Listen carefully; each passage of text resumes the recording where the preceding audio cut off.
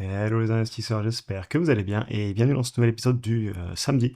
Épisode qu'on fait depuis maintenant assez longtemps dans lequel je vous raconte un petit peu ce qui s'est passé cette semaine, ce que j'ai vu, ce qui arrive aussi la semaine d'après et pas mal de sujets qui m'intéressent. Et c'est une vidéo du coup dans laquelle aujourd'hui on va parler de la semaine à venir où on va voir le gros des résultats, aussi la réunion de la Banque centrale américaine et on va aussi repasser sur la semaine qu'on ne va pas oublier de sitôt.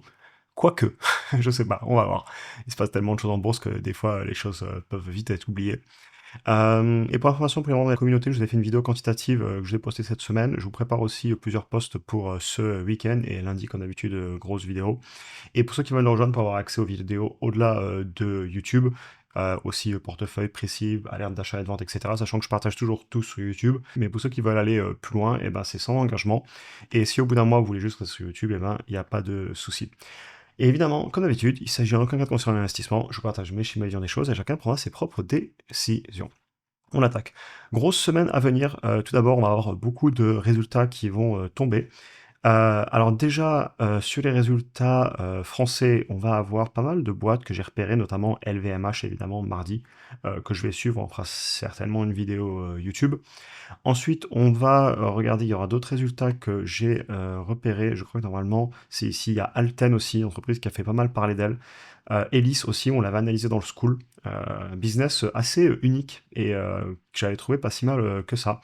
Vous avez aussi les classiques, hein, des grosses boîtes de la santé, Sanofi, etc. Et la petite dernière dont je voulais vous parler, que j'avais repérée, c'était ST Microélectronique, entreprise sur laquelle j'ai souvent émis un petit peu des alertes de peur. Et je suis pas sûr qu'on en reparle, mais les résultats arrivent. Et évidemment, ensuite, le gros des résultats, c'est surtout aux États-Unis. On aura mardi UNH, important dans le secteur de la santé. Je sais que certains parmi vous sont rentrés dessus. On l'avait analysé pas loin des points bas et enfin, la valorisation était cohérente. On en avait beaucoup parlé. Je pouvais pas l'acheter, j'ai déjà trop de santé, donc voilà, je peux pas tout acheter, mais c'était pas mal. C'est un peu comme Novo où bon, j'ai pas acheté la baisse, ça a pas baissé assez, mais c'est pas grave et j'en achète d'autres. ASML que j'ai en portefeuille évidemment, Microsoft que j'ai en portefeuille, Tesla que j'ai en portefeuille, Apple en portefeuille, Visa et Mastercard, les boîtes du paiement importantes à suivre, SoFi, belle position pour moi aussi, que je vais suivre du coup. C'est des boîtes que j'ai achetées il y a pas mal de temps. Quoique, je dis ça, non, ASML c'est récent, ça date de cet été quand elle était vraiment massacrée.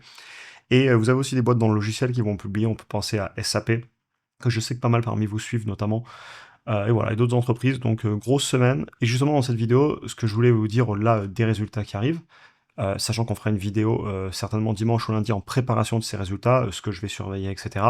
Mais ici, je voulais revenir un petit peu plus au sens dans les fondamentaux, qu'est-ce que je regarde quand je fais le suivi et pourquoi je fais le suivi au sens large. En fait, pendant les résultats, il faut s'attendre à avoir des bruits, des interprétations de marché, des annonces, des gros titres, de la volatilité évidemment. Mais moi, ce qui m'intéresse surtout, c'est les aspects beaucoup plus en arrière-plan fondamentaux, qui font pas forcément les gros titres, mais qui sont super importants pour moi en bourse.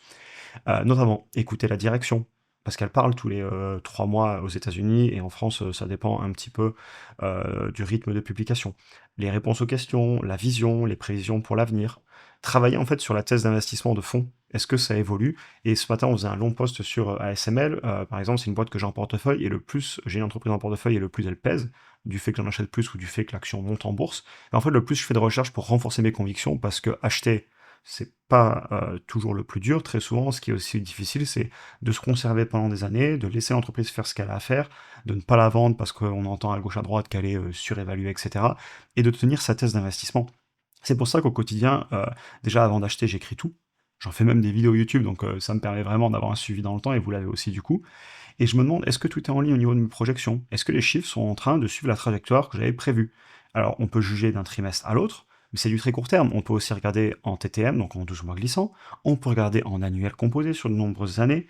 Regarder la conjoncture, avoir un esprit critique. Quand j'entends la conjoncture, c'est par exemple si un trimestre est en difficulté, si on sait que c'est un business cyclique, se demander si c'est pas juste parce qu'en fait le business est en train de connaître un cycle. On en avait parlé quand j'avais eu beaucoup de peur, enfin quand il y avait eu beaucoup de peur, et ça disait faut vendre Apple, etc. Bon, j'ai pas vendu Apple il y a 1 an et demi, je suis très content, parce qu'on sait qu'Apple c'est cyclique. Donc voilà, il y a ça aussi à prendre en compte, et avoir surtout l'esprit critique. Et si je dis ça, c'est parce que dans ces moments-là, c'est là qu'on consolide ses convictions et qu'on forge sa propre opinion.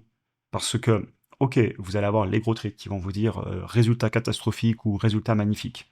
super, à part créer des émotions, ça va pas faire grand-chose, et c'est normal qu'ils le fassent parce que bah, ça fait cliquer, même moi des fois je fais des titres où j'écris moins 60%, bien sûr, mais ensuite derrière le message que j'essaie de délivrer, et d'ailleurs souvent vous avez des médias qui mettent des gros titres, et puis derrière le message, quand vous lisez vraiment tout l'article, le message est beaucoup plus, en fait, normal. Mais voilà, au-delà du coup des médias, ouvrir les documents, concrètement, lire ce qui a été écrit dans les earnings release, dans les documents officiels publiés. Comme on le fait souvent en vidéo, je les ouvre pendant les résultats, vous savez, je fais souvent des imprimés écran.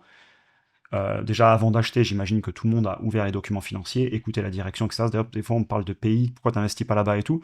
Bah, c'est compliqué si je parle pas la langue, parce que je peux pas mettre de l'argent dans une entreprise si j'ai pas entendu la direction parler.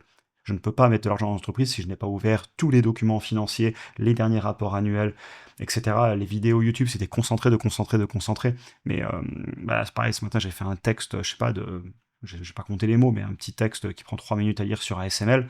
Mais derrière, c'est pas 3 minutes de recherche, c'est beaucoup plus. Et donc en fait, si je fais ça, c'est pour me forger ma propre opinion. Parce que, vu que je cherchais les infos à la source, j'écris ce que je veux, j'écris combien je veux le payer, j'écris où sera le chiffre d'affaires dans 1 an, 2 ans, 3 ans, 4 ans, 5 ans, dans le haut du compte de résultats. Évidemment, le plus je m'éloigne et le plus je vais être prudent, parce que bien malin celui qui connaît à la virgule près les chiffres d'une entreprise dans 5 ans, et j'estime un prix à payer cohérent par rapport à ce que j'ai écrit. Et c'est vraiment ce que je vais vous faire passer comme message ce samedi, c'est qu'en fait, bah, c'est comme ça qu'on apprend, à mon avis, en faisant soi-même. Si on dépend toujours d'autrui, ça devient compliqué parce que si ça baisse, on sait pas pourquoi, on panique, on sait pas pourquoi on a acheté. Si ça monte, on se dit que c'est trop cher parce qu'on se souvient pas de ce qu'on avait écrit. Et faire des erreurs, c'est ok. On en fera tous. On paie le prix à chaque leçon, à chaque erreur. Mais si on paie le prix de l'erreur et qu'en plus on sait pas pourquoi on a fait l'erreur, ben au final on n'a pas appris, on a payé le prix pour rien. Donc pratiquez. Et sinon, ben à quoi bon? Parce qu'en fait, ça se répète tout le temps, et c'est la fameuse analogie enfin la phrase de la définition de la folie de Einstein, qui est de répéter tout le temps les mêmes choses et s'attendre à des résultats différents. Donc apprendre, apprendre, apprendre. Évidemment, je paraphrase, hein, vous irez chercher la version exacte. Ok, on continue. Banque centrale américaine qui parle le 27 et le 28, semaine prochaine. Les marchés s'attendent à ce que ça baisse pas les taux, c'est tout à fait possible. Maintenant, là, je vous ai ressorti une petite imprimée écran très importante d'une vidéo d'il y a peut-être 2 semaines, peu importe. Et le débat est peu important pour moi. La Fed, en fait, ça fait longtemps que je pense que l'économie, c'est cyclique, ça se répète. L'inflation qui devait revenir avec les taxes douanières, on en a parlé plein de fois sur YouTube, je comprenais pas le narratif, elle n'est pas revenue, ça tombe bien, et puis ben, c'est normal. L'emploi, l'unemployment rate, il est pratiquement sur les plus hauts depuis 2017 si on ne regarde pas le Covid. En tout cas, il a refait des points hauts si on enlève cette partie pandémie qu'il n'a pas fait depuis très longtemps. L'impression monétaire est repartie à tirer l'arigot, on a eu les chiffres du M2 sur le mois de novembre, j'en parlais tout à l'heure. Ils impriment beaucoup, beaucoup, beaucoup, ne vous inquiétez pas. Et les taux directeurs, ben, la direction, pour moi, elle est à la baisse. Je le pensais l'année dernière, ils ont baissé rien que 3 fois en fin d'année. Et il n'y a pas de souci, même si là, en janvier et en mars et en avril, ils baissent pas les taux et que ça crée de la volatilité en bourse, je serai là pour acheter. Et tout simplement parce que sur le long terme, je ne vais pas garder du cash, vu que quand je vois ce qu'ils font avec. Et maintenant, ce que je veux vous dire aussi, prendre un peu de recul, c'est où est-ce qu'on sera dans quelques mois? Je ne sais pas. Et ça change rien à ma stratégie de fond. Et ça change rien à la tendance et à l'historique. D'ailleurs, c'est comme le disait Peter Lynch dans une interview qui est assez connue, il disait suivre l'économie, c'est perdre son temps. Je crois qu'il disait si vous avez passé 14 minutes sur l'économie, vous en avez perdu 12 ou un truc comme ça. Pour dire voir l'interview exacte, j'ai plus les chiffres en tête.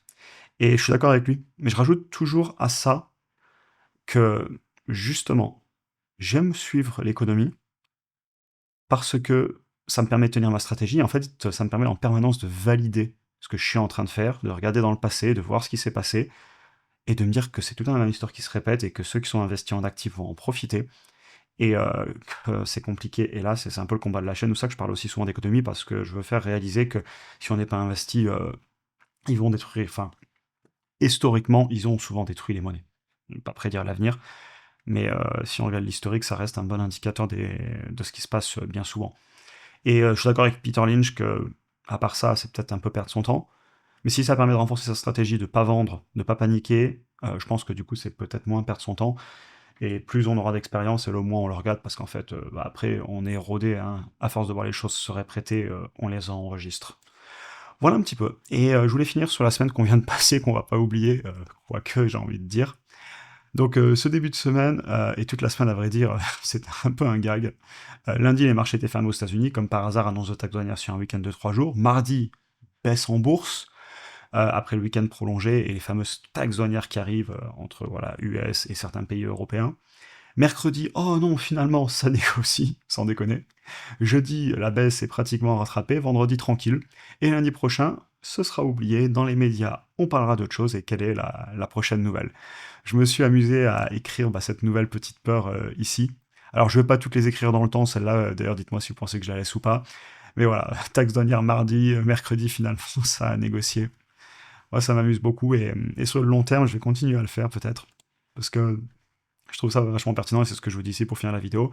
Est-ce que je laisse toutes ces petites peurs sur mon graphique ou est-ce que celle-là, elle est juste trop petite pour peut-être pas la laisser On va voir. Et vous, est-ce que vous aussi, d'ailleurs, vous faites un suivi de ces événements? J'ai envie de remonter dans le temps et de retourner écrire les gros qu'on a eus. Hélas, les tout petits, en fait, et ben, si je les écris pas sur le moment, ils sont tellement petits qu'on les a oubliés. L'autre jour, je faisais une liste de tous les événements qu'on a eu l'année dernière, entre la géopolitique, les annonces, les posts sur Trouve Social, enfin l'équivalent de X, mais sur lequel poste le président américain, les médias qui vous font des X, Y, Z, bref. Il y en a tellement qu'on les oublie, c'est ce que je veux dire, et donc je vais peut-être continuer à les écrire, je sais pas ce que vous en pensez, est-ce que vous le faites d'ailleurs, je me demandais ce que je vous disais juste avant. Et j'ai commencé, alors ça prend un peu de temps, mais je trouve ça pertinent pour YouTube. Mais voilà, je voulais finir cette vidéo avec un petit peu de sourire, c'est le week-end, passez un bon week-end, j'espère qu'il a bien démarré pour vous. On reparle des résultats la semaine prochaine, très très grosse semaine, énormément de travail, tout mettre à jour mes chiffres, continuer à poster sur YouTube, etc. J'ai pas mal de projets aussi dont je vous reparlerai, donc voilà. Je vous souhaite une excellente journée à tous, un excellent week-end, et à très bientôt pour un prochain épisode.